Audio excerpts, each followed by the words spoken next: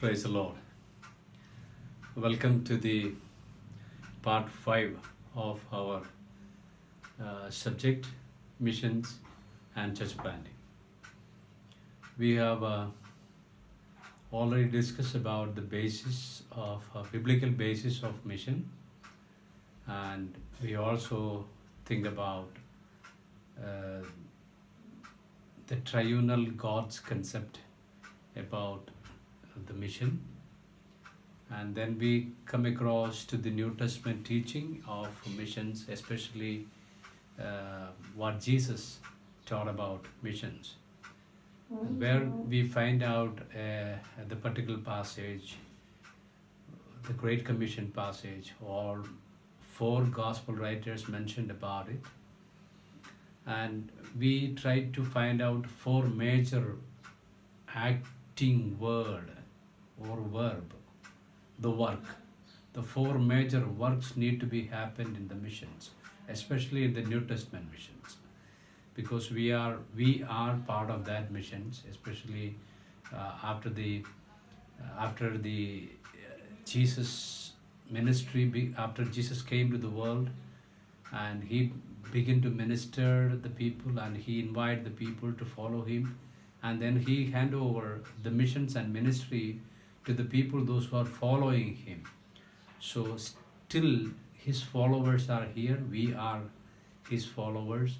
So we are very much concerned about the teachings. We need to be very much concerned about the teaching of Jesus, teach and talk about the missions and kingdom of God. So that is the major duty of the New Testament people, New Testament followers of Christ, and New Testament church. We find out 4 major works we need to be do while we obeying the Great Commission, while we following Jesus as our Lord and Savior. He called us to do for his. Jesus called us to expand his kingdom in this world through us, wherever we travel, wherever we work, whoever the people we meet, and who are the nations, generations, people groups, language we travel through or live through.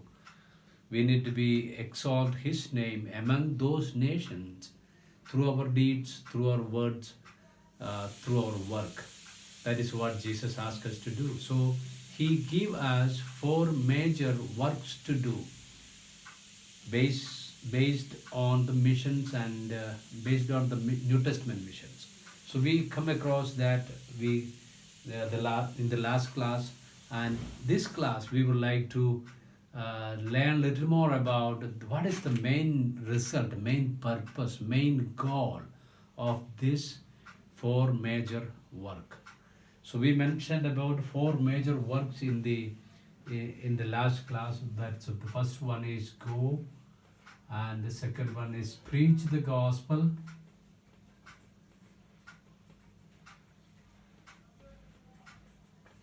Third one is baptize,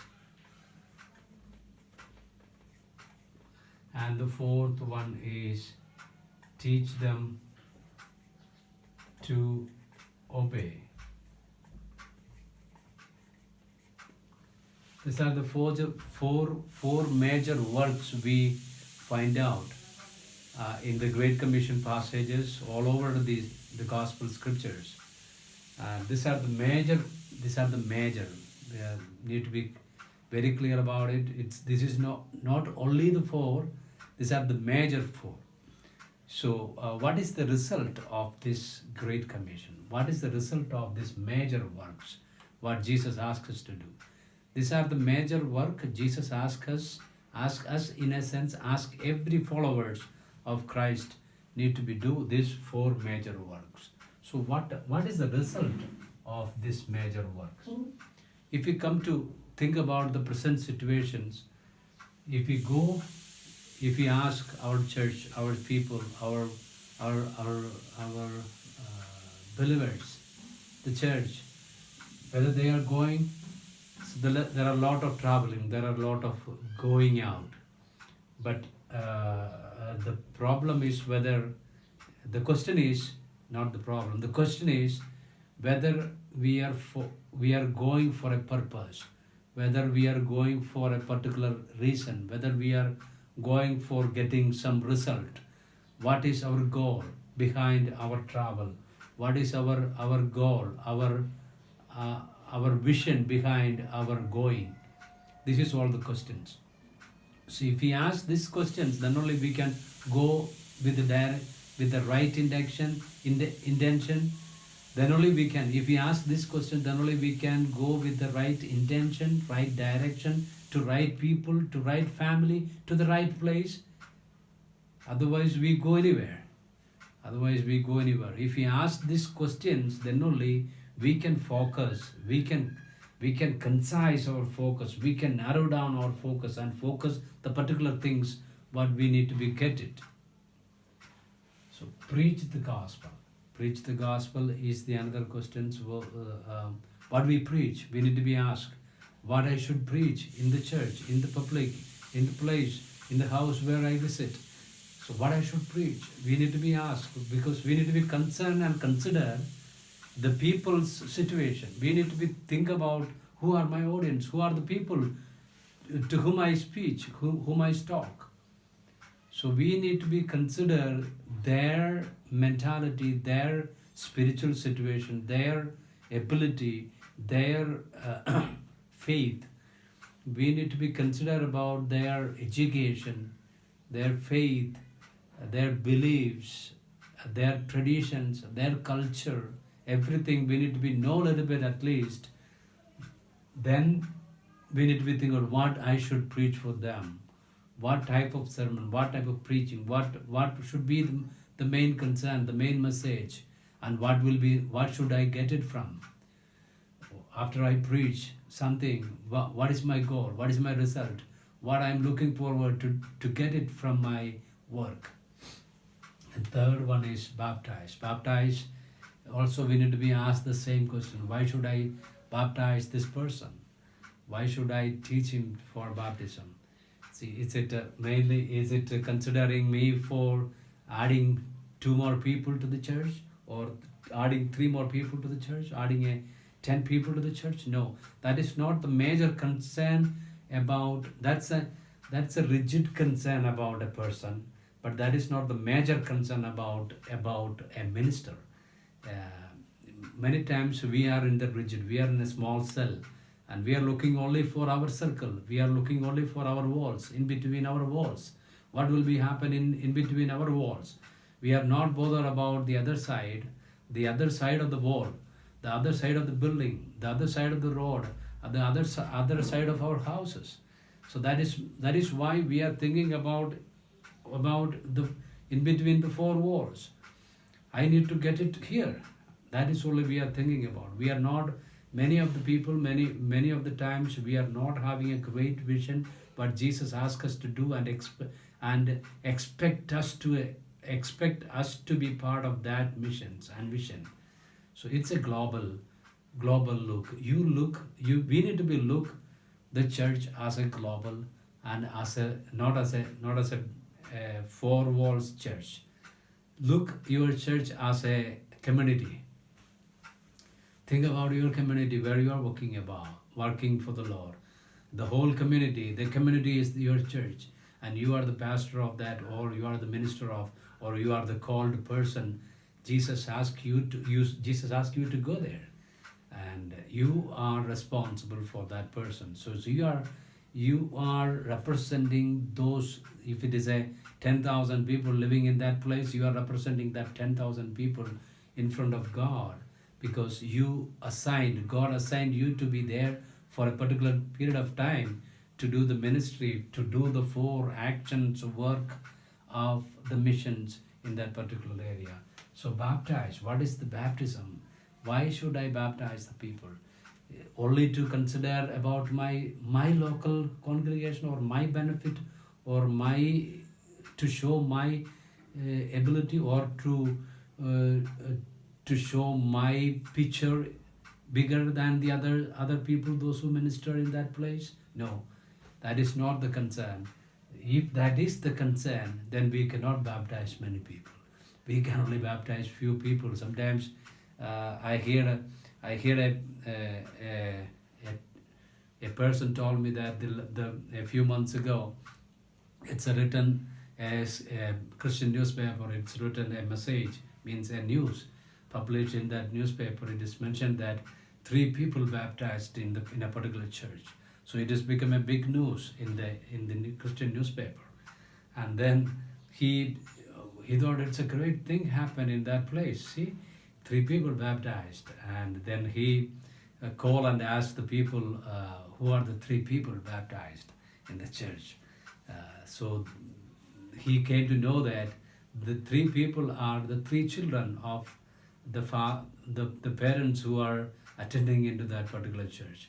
See, a believer's children to become they got baptized, and it to become a great news. That is the present situation of the church now. See, if the church members' children to get baptized, that become a big news, because they never expected. It's a miracle happened. That is what they are thinking about. But that is not the major concern. That is not the major concern. We need God's concern is not for our family, not only for our family. He is concerned about our family surely, but He is not concerned about only our family. He is concerned about the whole people whom we represent, where we represent, and where God has sent us to minister or live among the people groups, among the people. So He concerned about everyone, those who are living in that particular area where we live. So we need to be careful about why we need to be baptized. What is the purpose behind the baptism? Teaching them to obey. Teaching is a classes we have usually normally every churches, every places we have classes, trainings and going on, and we know that it's a part of the weekly program of the church, but that is not the concern of the Great Commission work. In Great Commission work, it is not a part of the program. It's not a part of the teaching. Is not a part of weekly program of the church. It's a part of everyday ministry. That is what Jesus asked us to do. See, if you work in a place and some the leader of that institution asks you to do, these are the 4 major things you need to do every day. So that because it's happened to you every day, so then only the work growing. Then only you are touching everywhere. Your hand is touching everywhere where the manager, where the directors suppose ask you to supposed to do.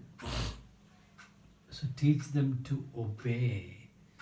Whether we are teaching the people with the concern of make them to obey God's word. And what is the result of this 4? That is only one result God asking us. You go and preach the gospel, baptize, teach them to obey, and make disciples. See, make disciples. Disciples is the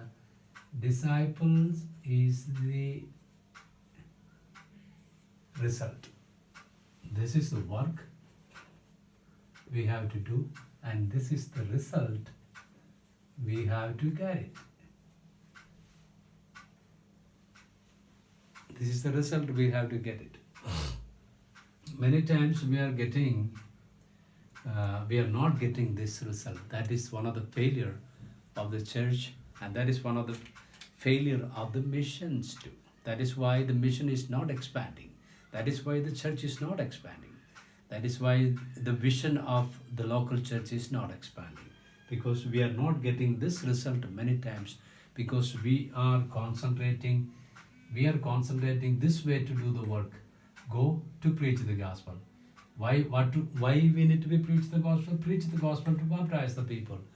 Why we need to baptize the people? Baptize the people to preach them the word, not to teach them the word. That is the main concern. See, think about your church and the church you are attending and the church you attend your lifetime so far. So the major part of the church is preaching, right? So, but that is not the Great Commission passage explains us to do. So we are we are little bit diverted from the major, the great strategy what Jesus asked us to do. We diverted from it and we make it. We try to follow the simple one. We are not ready to follow the difficult one. That is, see, everywhere we are thinking about how can I get it more or how can I get it simple way. So if it is a free, we so people are attracted with that. That is one of the logic and psychology. See, people are attracted. If the church split, so somebody rushed there and try to canvass or bring the people together to form another church. But that is not a church planting. That is not a church planting. See, you are trying to get it free. You are trying to get it. God never gives anything free. See, the salvation is not free. We are preaching that the salvation is free, but somebody paid it. He gave his life and he gave the last drop of blood. That is the payment. That is the real payment of our salvation. We experience it. But we are always thinking for simple way to get it in shortcut and get it in simple way and get something without much work, and we are happy. But there are few people are not happy to get it in such a way. There are few people happy to get it things as a result of their work. So those people are become great people in the histories. They are not happy with others' influences. They are not happy with others' result, and they are not trying to get the benefit of others' work. They are trying to get the benefit of their own work. So those who are trying to get the benefit of their own work will establish a great church, or they consider to make disciples rather than believers. See, the result of this work is disciple. That is what the Great Commission teaches. That is what the Great Commission explains us. That is what Jesus explains us. See, we are trying to go this way as a work, but Jesus asks us to go in another direction. Why you need to be go and make disciple. Why you need to be preach the gospel to others. Preach the gospel to make them disciples. Why you need to be baptize people because you to make them disciples. Why you need to teach the people to obey God's word, because you need to make them disciples. So the result of the Great Commission, result of the four major works which God asked us to do through the Great Commission is discipleship. But many times we are not making disciples, rather we make believers. And I would like to explain what is the major difference between these two, and then I would like to conclude today's class. See, the major differences, or how can we identify a person whether he is a disciple or a believer. So we cannot identify a person by seeing him or seeing her, because majority of the people coming to the church or appear as a spiritual person in front of the people almost the same way, same type of colors of dress they wear, the same type of preparation they do, their appearance and singing, clapping their hands and everything is similar. But believers,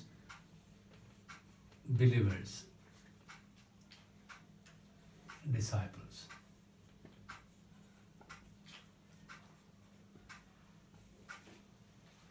we can say that this is actually it's if we go here, Jesus never asked us to make believers. That was not his command. You cannot find out that command anywhere in the Bible. You cannot. But you can find out the command that Jesus gives us. You can find out that go and make disciple. This is the command Jesus asked us to do. This is the product Jesus want from our work.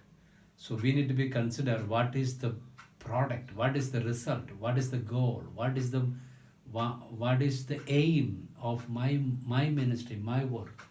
So we don't need to focus to develop this type of people. We need to focus to develop this type of people. What is the failure of the church at present is, the 20th, 21st century's failure of the church is, we focus to develop this type of people more and more in the church. And we are not considering this type of people in the church. If somebody is there in this type of people, we are neglecting those type of people. We consider only this type of people who are believers and who are the disciples. The believer is, the term itself is a religious term. See, the term believer is itself is a religious term, because we can believers in the sense, Christian believers are there, Hindu believers are there, Muslim believers are there, Parsi believers are there. So whatever the God, whichever the religion they based on, and whatever the God they believe, they believe, so they are the believers of that God and that religion, particular religion. If somebody believe the Christ, if somebody believe the Bible, if somebody belongs to the Christian family, that people a religious person, Christian religious person. But God never asked us to be a religious person. He asked us to be a follower. That is one of the difference. Believer is a religious person, and the disciple is a follower.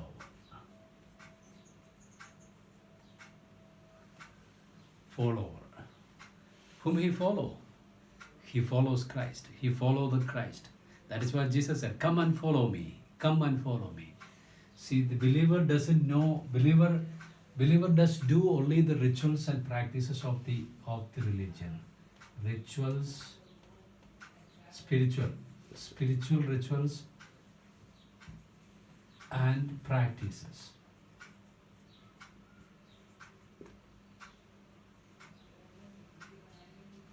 The believer doesn't feel that he has some work beyond that. I am not totally against the spiritual rituals and the spiritual practices. I am against it, but not totally against it, because there is some spiritual practices, there is some spiritual rituals we need to be followed as per the Bible. But this is not our major work.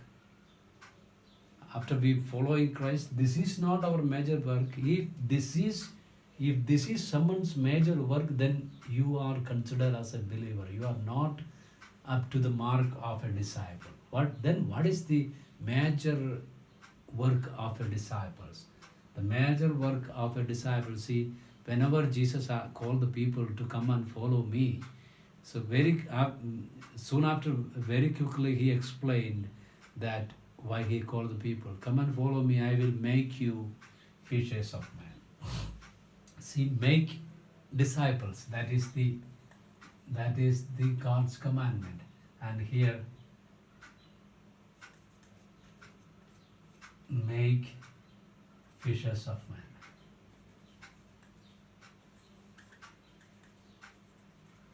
I will make you fishers of men. We usually practice the spirituality in our meeting places, but disciples practices the spirituality in meeting places, as well as they demonstrate their spirituality in the public by making people to the kingdom of God, by making, like a fisherman catching fishes, he catch people to God's kingdom. He shared what is the major things he do in this place is he go to the people, he preach the gospel, he share the gospel or preach the gospel. He lead someone to baptize. He model and teach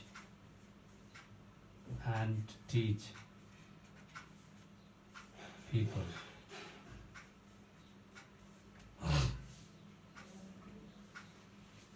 He model and teach people. See, many times we believe that our traditions teach us. See, the preaching is only the job of a pastor or a minister or assigned minister. Assigned minister. That is the good term we can use. Assigned minister. You are not an assigned minister. Who assigned you? That is the question. See, when Jesus called you, He assigned you to do all these things. Then sometimes you may ask, then what is the role of a pastor? That is a different role. That's a different role. Pastor has also to follow. Pastor should be a disciple first. Then only he can play a best role of a pastor. He should be a disciple first. Disciple, who is the disciple? The disciple, one who is doing and practicing his faith throughout his life and throughout his mouth. His deeds and his words are closely associated with the faith which he believes and the faith which he follows.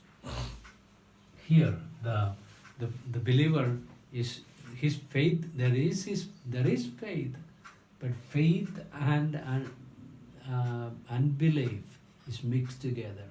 See, he prayed many times. He don't believe it. He listened the sermon many times. He don't believe it. If the person is thinking that it's very hard to follow, very hard to obey, then he rejected it. He believed that, but he is not obeying it.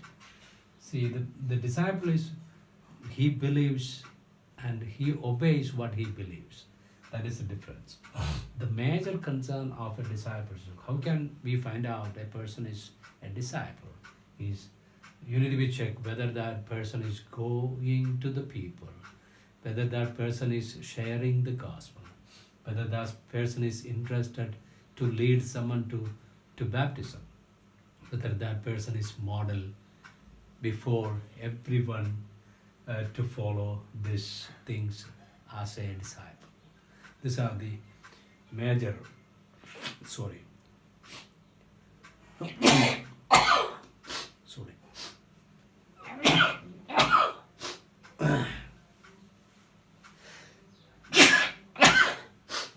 These are the major differences between believer and a disciple. I would like to conclude today's sessions, and I would like to ask a simple question towards to you personally. Are you think about yourself based on the scripture we explained and studied today? Think about yourself. The question is, are you considering you as a believer or a disciple? Or we can ask the question in another words. What are the major changes? What are the major changes you need to do in your life to become a disciple? That is maybe the good questions. What is the major changes you need to be accept the changes. What are the changes you need to be accept through your life, through your actions, to become a good disciple? Think about it. Write it down very clearly, and focus it this week to develop that shift. Focus this week yourself to become that shift from this place to that place. Make a shift and do the effort, and pray that God may help you to do the shift And if you can make it, if you can make that shift to become a disciple, these are the changes I need to be accept. These are the changes I need to be follow. These are the changes I need to be do in my through my mouth, through my actions to become a disciples. Mentioned it very clearly and write it very clearly. Try to follow it, and that is the questions. And may God bless you. May His presence be with you. Thank you. God bless you.